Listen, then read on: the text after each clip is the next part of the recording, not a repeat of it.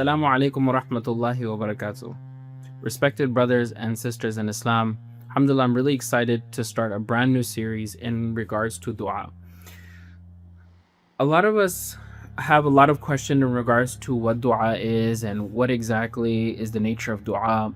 People have a lot of questions. Like, for example, hey, if I made dua about something and it didn't happen, does that mean that Allah is not listening? Or sometimes even people have questions in regards to, hey, I made dua that Allah protect me from something and it still happened. So what do these things mean?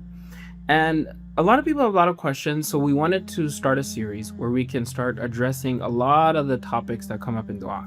So this is meant to be an ongoing series, inshallah. So I'm really hoping that you'll come on this journey with me as we observe the classical sources of Islam and we look at some of the giants that are pastors like Ibn Qayyim rahimahullah and Imam Yusuf al-Maqdisi rahimahullah and others, inshallah ta'ala, so that we can understand the nature of dua and how we can get what we want from Allah subhanahu wa ta'ala and continue to develop a very strong connection to Allah subhanahu wa ta'ala. Okay, so Allah subhanahu wa ta'ala in the Quran, because today we're going to be speaking about how does Allah subhanahu wa ta'ala talk about dua in the Quran.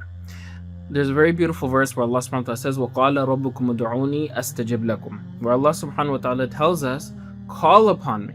So it's a command from Allah subhanahu wa ta'ala to make sure to call upon me and I will respond to you. Right? And then there's another beautiful dua that a lot of people talk about, وَإِذَا سَأَلَكَ عِبَادِي عَنِّي فَإِنِّي قَرِيبٌ, where Allah subhanahu wa ta'ala tells us that, when my servants ask about me, right, tell them what? What should we tell them? What should everyone know? What should you know? What should I know? I should know that Allah subhanahu wa ta'ala is near. And here is the first thing that we need to understand is that Allah subhanahu wa ta'ala is letting everybody know that He is aware, that He is listening, that He is waiting for us to call out to Him. And so Allah subhanahu wa ta'ala is Samir. Right? Allah subhanahu wa ta'ala is ever listening to every single thing that is happening on this earth. So what does it mean, فَإِنِّي قَرِيب, being near? Right? It can mean that Allah is near in terms of listening to the dua. And He is close in terms of accepting the dua, which, we'll talk about later, like the conditions and how to make our duas more powerful. But the dua is what we can see is that there's this portion in the Quran where Allah subhanahu wa ta'ala is telling us to call out to Him, to let us know, to never feel alone, and to let us know that we should always be hopeful and calling out to Allah subhanahu wa ta'ala. But then there's another beautiful aspect, which is, what does dua teach me in essence, right? Like, you can learn a lot through every single worship. Different things can actually come up. What do I learn from dua? Or what is one thing that is intrinsic when I'm raising my hands in front of Allah subhanahu wa ta'ala?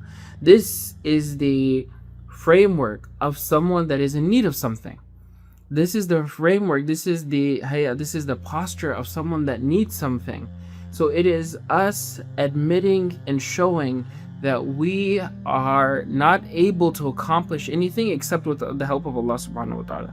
And that's why Allah subhanahu wa ta'ala says in the Quran, وَدُعُوا رَبَّكُمْ تَضَرُّعًا وَخُفِيًا, call upon your Lord in a state of humility. Lower yourself. We have to understand that it is only with this deep understanding, this deep foundation within the heart, wherein I am acknowledging this awareness that Allah subhanahu wa ta'ala is the one with perfect knowledge. He is the one with perfect power, or ultimate power, or absolute power, and then He's also the one with absolute mercy. So absolute justice, absolute of everything. We can only get it from Allah subhanahu wa ta'ala. So I call out to Allah subhanahu wa ta'ala in a state of humility. I don't have this arrogant motion that Allah better do what I ask. No. The human being comes in front of Allah subhanahu wa ta'ala and asks Allah with a deep humility within their hearts. And then another thing that, in this ayah, Allah subhanahu wa ta'ala talks about, وَخُفِيًا, call out to Allah in secret. Meaning, don't make a show out of your du'as. Du'as are not for show. A lot of times, unfortunately, within our communities, within our functions and events, du'a becomes very like just something that you do. It just becomes just like a formality almost. Like, oh, it's like, we're checking the box. Like, we're Muslim enough. We had someone make dua. So not saying that there is something wrong with having dua at events, but what I am saying is that our du'as there's time for those, of course, but there should be a sense of solitude for my personal du'as with Allah subhanahu wa ta'ala. They can happen in public, they can happen in the masjid, but I should also have time where I'm just talking to Allah subhanahu wa ta'ala and nobody else knows about. So as we end this video, as we end for this first episode, we have to understand that Allah subhanahu wa ta'ala is waiting for us, and we have to shift our framework. I need Allah. I need Allah. I need Allah. And so I'm raising my hands to ask Allah subhanahu wa ta'ala to show my my need in front of Allah subhanahu wa ta'ala.